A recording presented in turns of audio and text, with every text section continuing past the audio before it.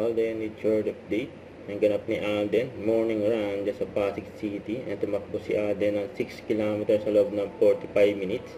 Kasama niya yung mga ka-gym buddies niya.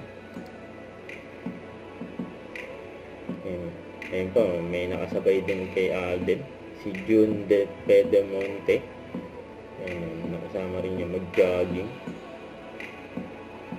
At after niya mag-jogging, yan o, nasa gym naman si Alden. Kasama yung mga ka-gym buddies niya. Workout day. Jogging plus workout. Grabe si Alden eh.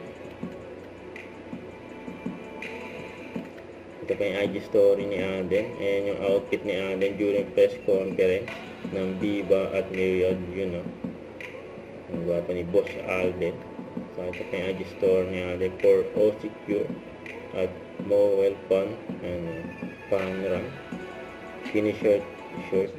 Parang securing na parang the future after acting, or do you see yourself parang transitioning totally behind the scenes? Of course, yun nga po. Thank you for that question, Alan. I mean, hindi po ako forever Alden Richards. The Alden Richards with these records and these titles and this kung ano-ano mang pong tawag sa akin sa industriya. I always think ahead.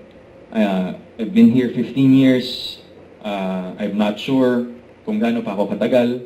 Every day, when I wake up, ganun din. Sinasabi ko na baka bukas, hindi na ako sikat. Ganun. So, ganun ko minamanage yung buhay ko ngayon. And of course, the reason why I'm also venturing out of the showbiz industry and getting into business, the real business behind everything, or sa likod ng camera, or what have you, restaurants, etc., is I establish safety nets for my security. Kasi syempre, I know how hard I've worked. I know how dedicated I am in the industry right now. But kailangan ko rin makita na hindi kasi ako na, okay pa naman ako. Kasi my projects have garnered such success. So okay pa ako, hindi ako ganun. For me, nangyari siya, successful, I'm grateful. So what's next? It's always a question of what's next. Don't forget to subscribe and click the notification bell for more update. This is with your reaction live. Stay tuned for more videos. See ya.